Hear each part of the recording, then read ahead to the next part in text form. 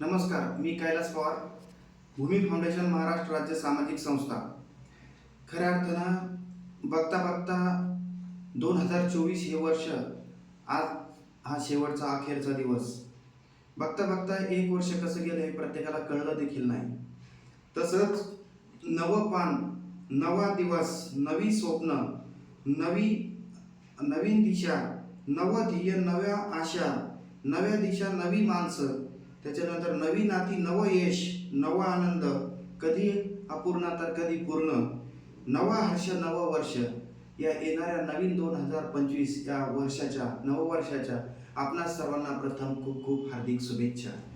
आज जर बघितलं तर नव्या वर्षापासून आपल्याला काय मिळणार याच्यापेक्षा आपण जुन्या वर्षाला काय दिलं हे तितकंच महत्त्वाचं आहे. म्हणून आपल्याला जे दिवस मिळाले हे आपल्यासाठी खूप महत्त्वाची गोष्ट आहे. त्याच्यानंतर खऱ्या अर्थानं आज जर म्हटलं तर आपण या मिळालेल्या अनुभवातून आपल्याला काही गोष्टी चांगल्या शिकायला मिळालेल्या, काही गोष्टींपासून आपल्याला खूप काही कसं जगावं, कसं राहावं हे आपल्याला कळलं. त्याच्यानंतर काही वेळेस वाईट अनुभव पण आले, काही वेळेस चांगले अनुभव पण आले, परंतु त्याच्यातून खूप काही चांगले शिकण्याची संधी सुद्धा मिळते. हीच प्रत्येकाने अपेक्षा ठेवली पाहिजे. आणि खऱ्या अर्थानं प्रत्येकाचे नाते, काही जणांना नाते खूप चांगले मिळाले, नाते खूप चांगल्या प्रकारे टिकवता आले, काहींना गमावण्याची वेळ आली, परंतु ठीक आहे, याच्यातून देखील खूप काही चांगलं प्रत्येकाला जे होतं ते चांगल्यासाठी होत असतं. म्हणून आपल्याला जुन्या वर्षात खूप काही गोष्टी शिकायला मिळतात, खूप काही गोष्टी अनुभवायला मिळतात, खूप काही गोष्टी संधी येऊन त्या संधीचं कसा उपयोग करता आला नाही किंवा करता आला याच्यातला देखील अंतर आपल्याला कळतं. म्हणून हे वर्ष सुद्धा अतिशय महत्त्वाचं असतं. म्हणून काहींची जुन्या वर्षात प्रगती झाली, काहींची अधोगती झाली, परंतु त्याच्यातून सुद्धा येणाऱ्या नवीन वर्षात आपल्याला कसं परिवर्तन करता येईल, कशा स्वरूपात आपल्याला पुढे जाता येईल किंवा कशा स्वरूपात आपण आपलं आयुष्य सुजलाम सुफलाम आणि पुढे देखील यशोमय करू शकू, असे देखील विचार प्रत्येकाने याच्यातनं करणं गरजेचं आहे.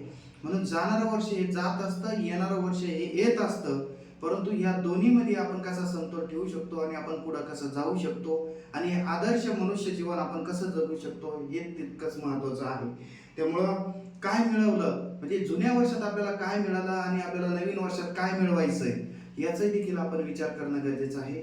आणि त्याच नंतर अक्षरशः आपल्या खूप काही चांगल्या सवयी असतील, काही नकोशा सवयी असतील, तर याच्यातलं देखील अंतर आपण ओळखणं गरजेचं आहे. ज्या चांगल्या आहे त्याचं वाढ करणे गरजेचं आहे आणि ज्या नकोशा आहेत त्या कमी करणं गरजेचं आहे. तर ह्याच्यातून सुद्धा काहींच्या आपल्या आकांक्षापूर्ती म्हणजे ज्या काही स्वप्न होते ते स्वप्न अपुरे राहिले असतील किंवा ते पूर्णत्वाकडे आपला वाटचाल सुरू असेल, तर ते स्वप्न देखील सगळ्यांचे पूर्ण होवो आणि आपल्या सगळ्यांची इच्छापूर्ती ही देखील सफल हो. आणि त्याचबरोबर सगळ्यात महत्त्वाचं मनुष्य जीवन अधोगतीला जाण्याचं एक मुख्य कारण म्हणजे ते वादविवाद.